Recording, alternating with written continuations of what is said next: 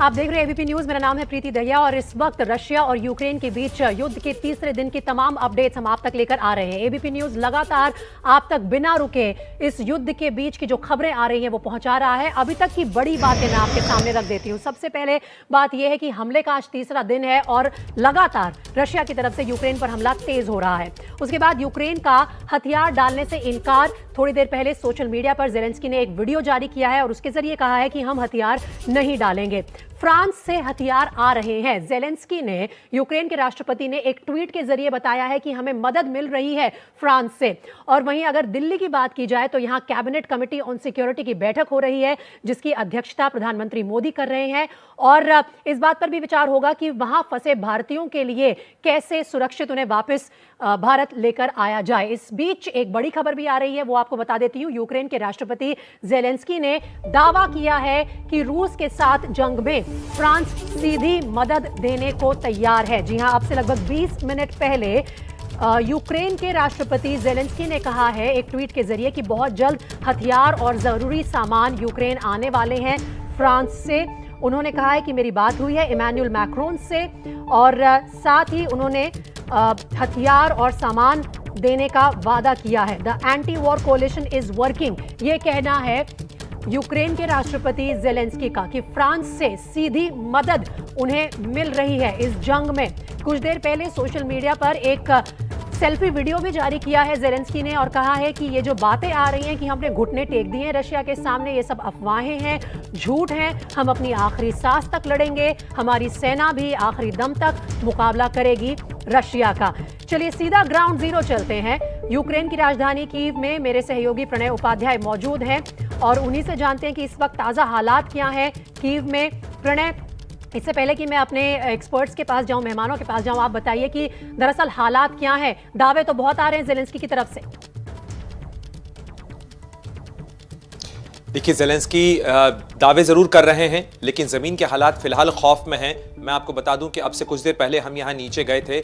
हम लोगों ने कोशिश की कि हम बाहर जाएं लेकिन अचानक सायरन भी बज उठे और उसके साथ साथ धमाकों की आवाज़ भी तेज़ी से हुई। उसके बाद सुरक्षा बलों जो यहाँ पर तैनात हैं उन्होंने हमसे कहा कि आप भीतर चले जाइए, अंदर ही रहें और इस चीज़ का पालन करें कि जब भी सायरन बजता है तो आप अंदर रहें। तो उसके बाद हम फिर एक बार वापस अंदर लौट आए हैं और ये चीज़ें बताती हैं कि किस तरीके से खौफ का माहौल है।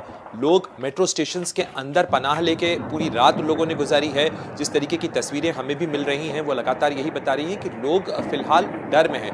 रशियन फोर्सेस कितनी आगे बढ़ी हैं, किस जगह पर लड़ाई चल रही है, क्योंकि वैसिली कीव एक जगह है, एक महत्वपूर्ण एयरबेस है जहां पर यूक्रेन की तरफ से दावा किया गया है कि उसने एक IL-76 जो ट्रांसपोर्ट एयरक्राफ्ट है रशिया का वो मार गिराया है। हालांकि इसकी तस्दीक नहीं हुई है, इसकी कोई पुष्टि रशिया की तरफ से नहीं की गई है, लेकिन यूक्रेन की तरफ से दावा किया जा रहा है कि उसने इस एयरबेस को, जहां पर रशियंस पैराट्रूपिंग की कोशिश कर रहे थे, यानी वो अपने सैनिकों को उतारने की कोशिश कर रहे थे, उसे नाकाम किया है। और साथ ही राष्ट्रपति जेलेंस्की की तरफ से जो लगातार बयान आए हैं, उन्होंने कहा है कि पोलैंड यूक्रेन की मदद के लिए तैयार है।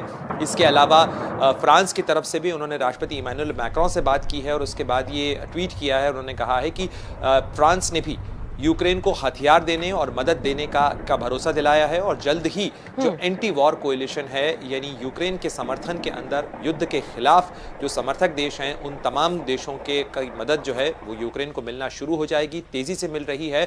और अमेरिका की तरफ से भी एड को बढ़ाया गया है जिसके अंदर करीब $300 मिलियन के हथियार और जो गोला बारूद है, जो एम्यूनिशन है, वो यूक्रेन तक पहुंचाने की बात कही गई है। जी, लेकिन खौफ का माहौल है और तबाही का मंजर हर तरफ नजर आ रहा है। वॉर जोन से लाइव हमें ये विश्लेषण देते हुए हमारे संवाददाता प्रणय उपाध्याय और कैमरामैन मुकेश यादव उनके साथ हैं। आप भी सुरक्षित रहिए प्रणय, लगातार हम इसी की कोशिश कर रहे हैं कि आपके जरिए लोगों तक लेटेस्ट अपडेट पहुंचाएं इस वॉर जोन की। हमारे साथ पूर्व राजनयिक पिनाक रंजन चक्रवर्ती मौजूद हैं, साथ ही कर्नल दानवीर मेरे साथ स्टूडियो में मौजूद है। लेकिन पिनाक रंजन चक्रवर्ती जी, मैं आपसे पूछना चाहती हूँ इस दावे के बारे में जो जेलेंस्की ने एक ट्वीट के जरिए किया है कि फ्रांस से सीधी मदद मिल रही है और हथियार भी पहुंचाए जाएंगे। क्या ये सही विश्लेषण होगा कि सही तरह से लोगों के सामने तस्वीर रख रहे हैं जेलेंस्की, या फिर कहीं ना कहीं एक ऐसी इमेज क्रिएट कर रहे हैं कि रशिया के सामने हमने घुटने नहीं टेके और रशिया बैकफुट पे आ गया है? करना क्या चाहते हैं जेलेंस्की? देखिए, वो मोरल बूस्टअप करना चाहते हैं। अब आप वो आर्म्स की बात कर रहे हैं फ्रांस से, तो मेरे दिमाग में ये सोच आया कि वो आर्म्स आएगा कैसे, बाई एयर तो नहीं आ सकता, वाया पोलैंड आएगा या वो बाई लैंड बॉर्डर कहाँ से आएगा, कोई दूसरे नेटो देश से आएगा, और वो देश जिसके थ्रू आएगा वो क्यों इसमें रिस्क लेगा। ये बहुत सारे ऐसे प्रश्न हैं। तो मुझे लगता है कि ये जो दावा वो कर रहे हैं इसका कोई ठोस सबूत अभी तक हमको मिला नहीं है। तो मेरे ख्याल में ये एक मोरल बूस्टर की तरफ मोरल बूस्टर का एक डोज ही समझे, और क्या हो सकता है इसमें कि हम लड़ेंगे पिनाक रंजन जी, ये कहना सही होगा कि जो दूसरे देश के बड़े नेता इस वक्त इस युद्ध को अपने देश से बैठकर देख रहे हैं, वो जानते हैं कि यूएनएससी में रशिया के खिलाफ वोट डालना एक बात है, लेकिन एक्टिव तौर पर उन तक हथियार पहुंचाना यूक्रेन तक या मदद करना, उससे दूरी रहेंगे।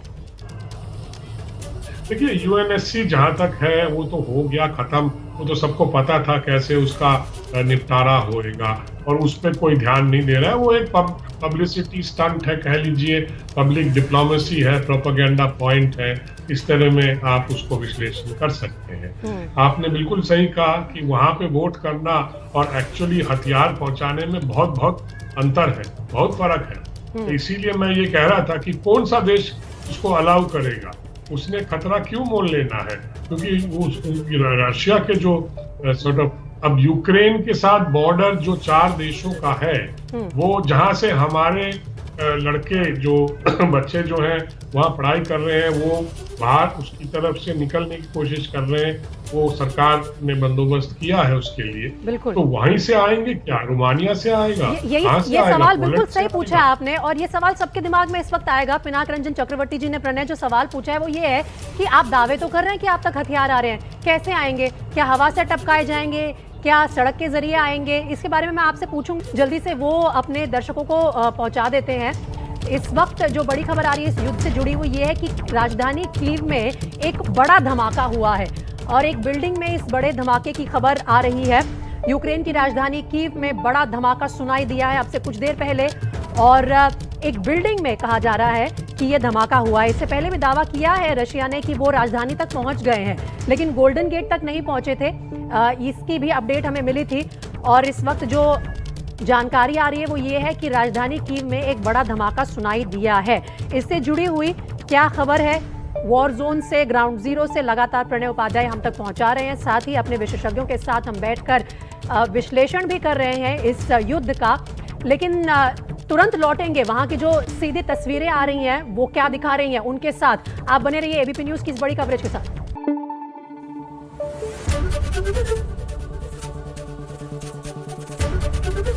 एबीपी न्यूज आपको रखे आगे।